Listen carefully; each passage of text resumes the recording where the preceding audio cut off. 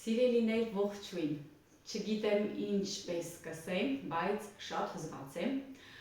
անչափ հուզված եմ, չեք պատկերացնի, որովհետև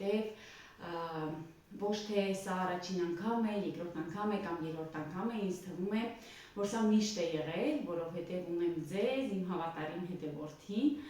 ես այս շնորհակալական խոսքը նկարում եմ հենց այնտեղից, որտեղ որ մենք սկսել ենք մեր աշխատանքը միշտ իմ խոհանոցից, որտեղ որ մեր մեծ խոհանոցային ընտանիքն է, իմ շատ սիրելի հետևորդներ, լինեն կանայք, հարսներ, տատիկներ, պապիկներ, տարբեր երկրներից, ովքեր որ ինձ հավատացին, ովքեր որ ինձ քվեարկեցին,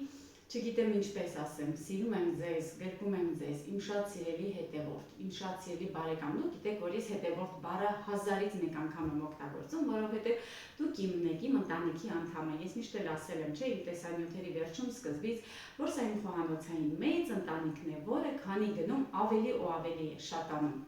Գրկում եմ բոլորից, սա այս հաղթանակը բոլորիս հաղթանակն է, սա իմ հաղթանակը չի, ես առաջինը ասում եմ, սա ձեր հաղթանակն է, որովհետև ես ձեր միջոցով է, որ այստեղ եմ,